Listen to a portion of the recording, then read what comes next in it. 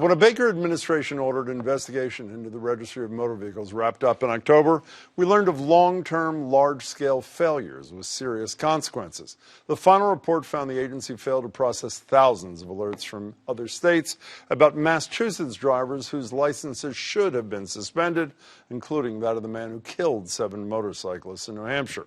The investigation was conducted by accounting and consulting firm Grant Thornton, paid for with taxpayer money, which released a report of those findings based on 41 interviews with current and former state employees. But for nearly 2 months, Grant Thornton refused to hand over the records of those interviews to members of the legislature's Transportation Committee, which has been carrying out their own investigation. Then last week, they suddenly did release the records following a campaign of pressure from lawmakers, the governor's office, the public, the media. So what was in them, and did they shed any light on why that driver was allowed to be on the road that fateful June night in New Hampshire?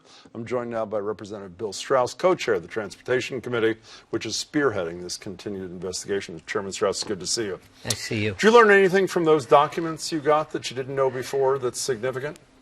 Well, it brought out in several of the interviews, specifically at higher management levels, what to me is the broad picture here. Like what? That caused this to happen. Like what? It was a misdirection, a focus that was on the wrong things in terms of whether they could decide whether the registry was operating well. And what I mean by that is, I don't care whether it's a government agency or a business. You have to, in some way, measure or look at information that tells you whether you're doing a good job. And I think what came through, particularly in one of the witnesses from the governor's office, was they were looking at something which is important, but isn't the real measure of whether the job is being done. That being customer service. Customer service. And of course that's important. But if the philosophy that permeated first from the governor's office, then to the secretary, then to the registry is, if our customers are happy, we're doing a good job, does not apply, in my view, to a public safety agency. Can we let me start there and then work backwards. There was some testimony, according to Grant Thornton, that that staff had been decimated in some departments so they could be transferred to customer service. The Department of Transportation's response to that is that no resources were transferred away from the units which handled these out-of-state notices. Do you accept that as valid? No, it's simply not true. The head counts... That there was money and staff transferred from those departments?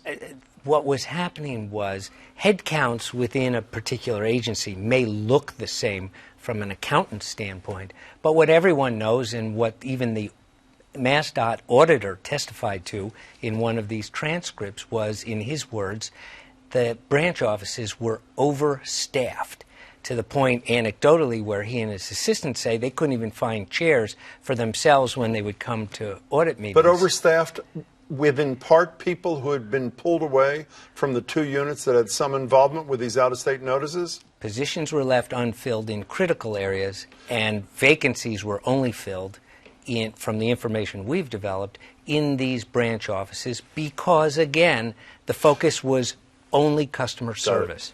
You know, speaking of that Director of Audit Operations, what it also says in the Grant Thornton notes that Mindy Darbeloff, Deputy Chief of Staff, and by the way, I have known her for a long time. She's a friend. I haven't talked to her since all this happened, threatened managers and staff if they had not gotten wait times down. The Baker administration denies this as well.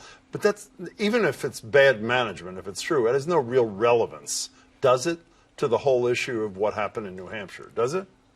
It's an indicator of, again, what went through the culture of the agency, the RMV, that as far as their ultimate bosses, well, we're the ultimate bosses, the public, but in the executive branch at the governor's office level, their focus was on one thing to an obsession, which was wait times. We have interview accounts emails where the governor's chief of staff, Mr. Kadish, if he saw that they weren't by a minute meeting their wait time goals, he would send emails out saying what's going on. So do you think there were threats despite the denial by the administration here?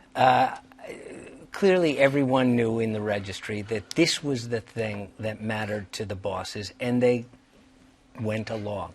Okay, can we move to what I think is maybe the most significant issue here, is the Grant Thornton notes of their interview with Erin Devaney, the former registrar who had resigned the day this all went public. She testified in front of your committee too, claims that she told the Deputy Chief of Staff, again, Mindy Darbeloff, and Secretary Pollack about the backlog there, which if true is a very big deal. I asked Secretary Pollack about this last week, about whether there was any knowledge outside, the prior knowledge outside the RMV. She said that Grant Thornton found no evidence, these are her words, that the registrar had shared that information.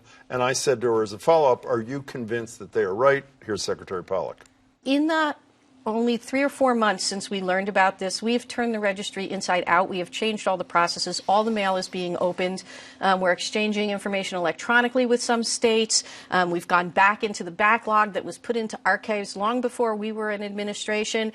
And had I been made aware of this issue, why wouldn't I have done the same thing then? So the fact that we've been able to jump on it in 3 months, I hope convinces people that we didn't know, because had I known, I would have done when I found out exactly what we've been doing for the last 3 months. Are you convinced? Here's the way I look at it. If she didn't know, she should have. If the governor and his deputy chief of staff didn't know, they should have. And I think that's as a result of a policy decision that was made many years ago by the Baker administration, that they would look at the wrong things. They didn't think they were looking at the wrong things, but it goes to a much more fundamental question as to what we do out of this. This isn't anymore about opening the mail or the fact that emails weren't read for a year and a half as to out-of-state notices. What it is those are the results of management missteps early on in terms of a focus. That's where we have to pay attention. But I want to be clear here. Well, you said they should have known if they did not. Do you have any evidence other than Devaney's assertions that they did know, that Darbeloff or Pollack did know? Do you believe they did know?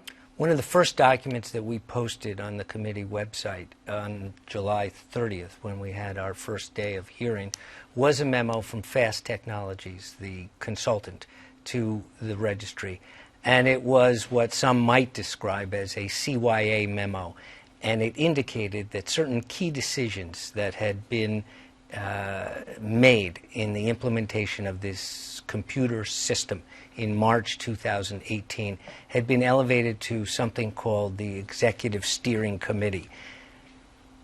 The Chief of Staff, the Secretary, all these key players were there as members of the Executive Steering Committee. That information actually has been public since July. Do you believe they did know, despite these denials? I mean, that's a pretty I serious believe charge, the information Chairman was. Straus. I believe the information was in front of them. Whether they consciously knew it, that's for them to say. Well, are you but going to get there to was plenty of information out there that you have problems in these agencies. Well, in this agency. if I may, what's the next step for your committee? Because if Devaney is right, these are incredibly serious charges.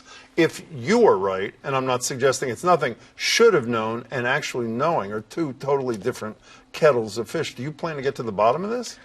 I think what's important for us is to make recommendations as to management changes and, if necessary, regulatory and legislative changes to guard against this. And the auditor. Does that mean that we'll never find out through your committee who's telling the truth here? I don't think we can. You have disparate testimony. We're not a court of law. But we can, even with that disagreement, come to policy recommendations to say, look, some process has to be established, and the auditor puts it out there in terms of a greater activity and focus on risk management. Okay, one last question. You say, how do we get to the truth? Why not invite, and if not, get a subpoena for Devaney to sit next to Pollack and Darbeloff and have all three people in front of you and let them... My own view is if it were a trial, you would do that. But in our case, we already know that they'll disagree about what they recall. So what's important for us is to note the disagreements and say, from a policymaker standpoint, how do we fix this? Last thing, not totally unrelated. We just have 30 seconds left. When you and your colleague, Senate Chair Boncory, were here in May, you both said unequivocally new revenue, new tax dollars are needed. The governor's wrong in this case, in your estimation. When will it happen? This session? This session's over. What happened? Well, it's not over. The session goes through 2020. No, but you meant, I'm sorry, you meant in 2019. You said later this year. You didn't say. Well, the plan was, and it was well covered, the House plan announced by the Speaker was before we took a few weeks of formal sessions off in November into December, that the House would take up this matter. To put that package together and actually take the soundings from the members is taking a little longer than we prefer. When are we going to see something in spring? The plan now is in January, the House will take this up. Bill Straus, thank you very much for your time. Sure. Really Pleasure. appreciate it.